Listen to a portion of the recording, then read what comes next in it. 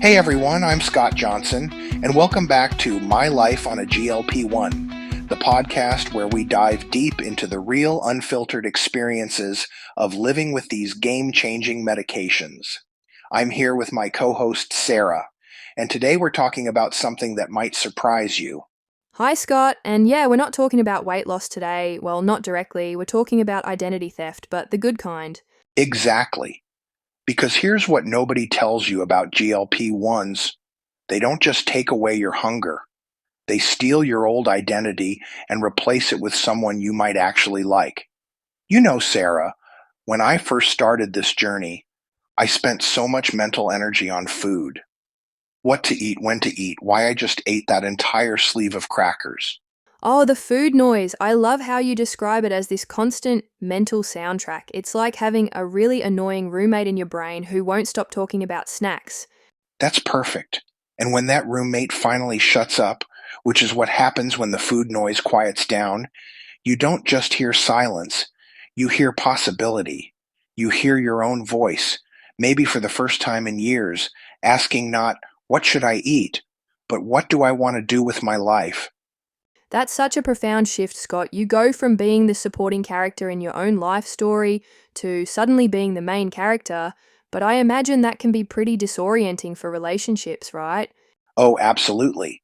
When you stop being the person who always says yes to pizza night because you can't trust yourself around food, when you start having opinions about what restaurant to go to instead of just hoping they have something safe, people notice. Some love the new confident you. Others, well, they preferred you when you were more predictable. It's like you're changing the social contract without asking permission first. And here's what I find fascinating. We keep calling these weight loss drugs, but based on everything you're describing, they sound more like identity development tools. Yes, that's exactly it. They give you back time, not just the time you spent thinking about food, but the time you spent beating yourself up about food choices, the time spent researching the next diet, the time spent feeling guilty after meals. Suddenly, you have all this mental and emotional bandwidth to actually figure out who you are when food isn't running the show. And confidence too, right? There's something powerful about trusting yourself again. Trusting that you can go to a party and not demolish the appetizer table. Trusting that you can keep ice cream in the freezer without it calling your name at midnight. Exactly. And that confidence ripples out into everything else. Career decisions, relationships, hobbies you gave up because you didn't feel worthy of taking up space. These medications don't just change your relationship with food, they change your relationship with yourself. They're giving people permission to want things again, to dream again, to take up space in their own lives. That's beautiful, Scott. So, for our listeners who might be considering this journey or are early in it, what would you want them to know about this identity shift? Be patient with yourself during the transition. Your brain needs time to adjust to not being constantly focused on food. Some relationships might need adjustment too, but most importantly, when that mental space opens up, don't just fill it with Netflix. Ask yourself the big questions. What do you actually want? Who are you when food isn't making all your decisions? The answers might surprise you. Time becomes your friend again. Those hours you spent planning meals, avoiding social events, or having internal debates about whether that cookie counts if you eat it standing up, that time gets redistributed to actually living your life. Confidence stops being a costume. You know that fake confidence you used to wear like Spanx, uncomfortable but necessary?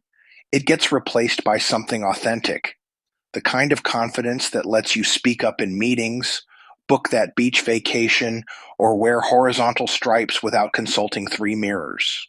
Your relationship with yourself gets a major upgrade. For perhaps the first time in decades, you're not defined by what you're trying to lose, avoid, or fix about yourself. You just exist. And it's kind of amazing. The background extra becomes the leading role. Notice how you used to position yourself strategically in photos, behind tall people, at creative angles, or better yet, volunteering to be the photographer? Suddenly, you're stepping into frame. Not because you've reached some magical number on a scale, but because you've stopped seeing yourself as someone who needs to hide.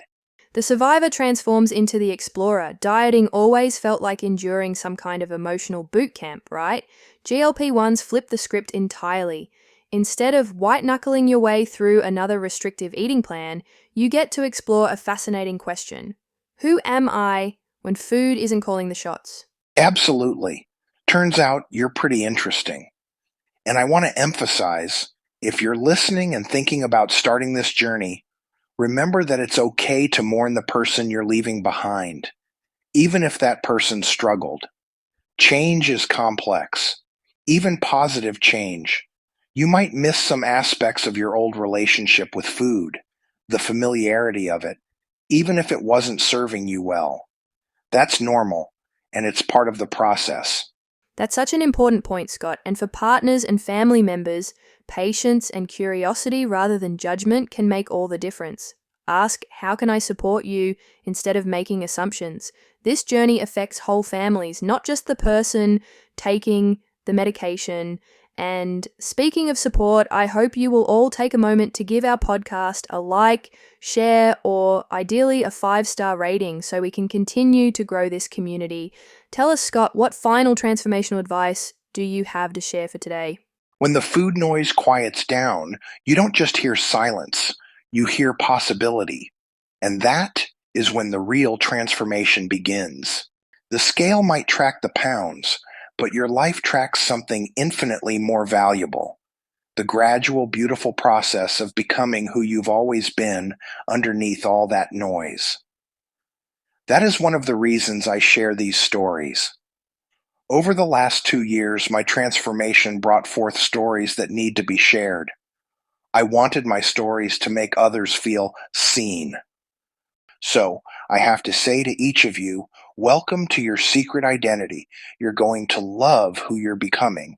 And if you want to have more laughs, inspiration, and helpful tips along your way, you can visit our website at mylifeonglp1.com or get your own copy of my book, My Life on GLP1, The Honest, Hilarious, and Gassy Truth About Losing Weight and Finding Myself.